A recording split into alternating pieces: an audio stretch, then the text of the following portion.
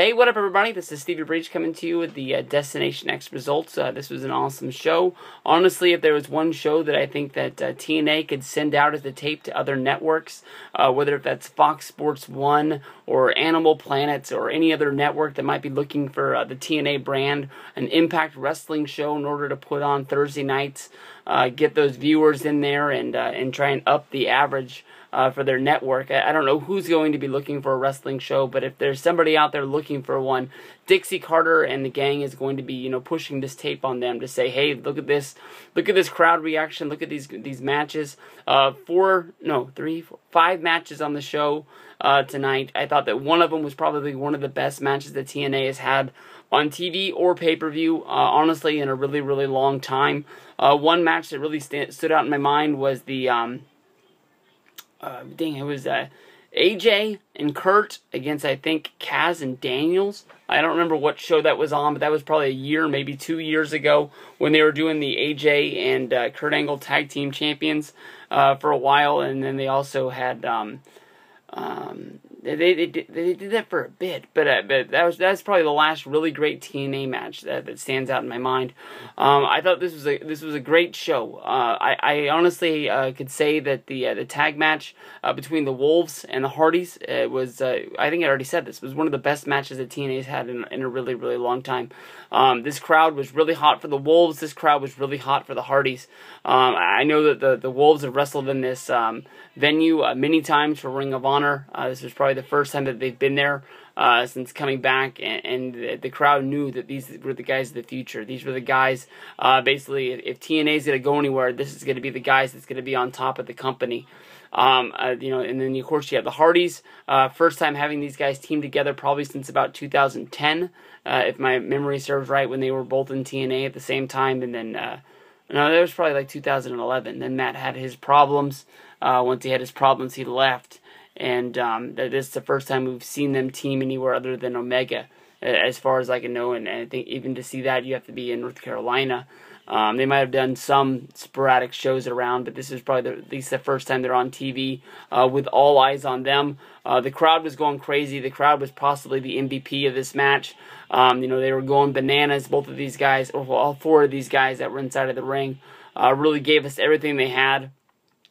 Davey, was sort of playing the guy in there, trying to escape everything. But it was the backstabber on Matt in order to get the win there for you. Both of the teams showing each other respect by shaking hands inside of the ring, and it doesn't get any better than that. I don't know how long TNA has Matt Hardy, but if he's going to be able to get reactions like this at the next New York tapings, I say you keep him around. I'm sure. I'm not 100% sure if the news is right. I know that basically Matt went to Twitter and said that he raised his normal asking price. I think he asked for 3 times his normal indie rate in order to be on TNA, knowing that it was big time exposure and it was easy payday because he knew that they were going to be giving him whatever he wanted. But just give the man, at least keep him for the next New York tapings. Who knows if Matt Hardy's the guy that puts you over the top.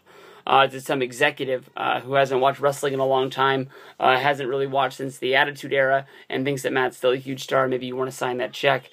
In the main event, we had Austin Aries using option C, basically going in after the title, cashing in, and going with Bobby Lashley. I thought this was a better match than I was expecting, Bobby Lashley being the bigger dude. Austin Aries isn't a short guy himself, but you knew that when they stacked these two guys up against each other, basically, Austin Aries was going to look like a midget. And I think most people would to Bobby Lashley.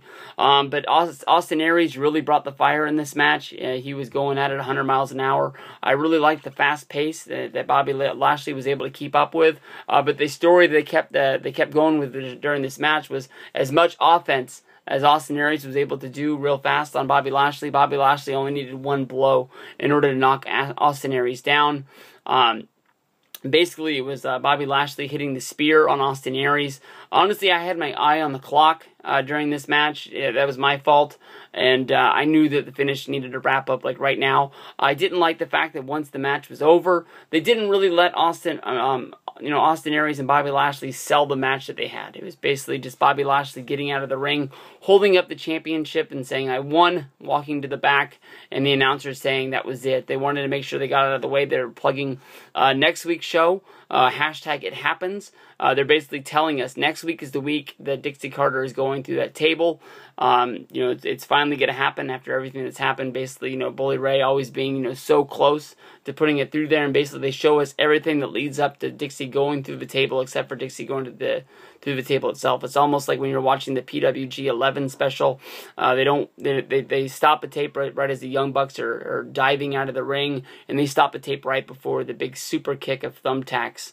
To make you have to see that moment of impact, you have to buy the DVD. That's what sold me. Throughout the show, we had the 3 different 3-ways for the X Division to set up the championship match. In those matches, you had Samoa Joe, Loki, and Sonata pulling out the win in those. So that's going to set up.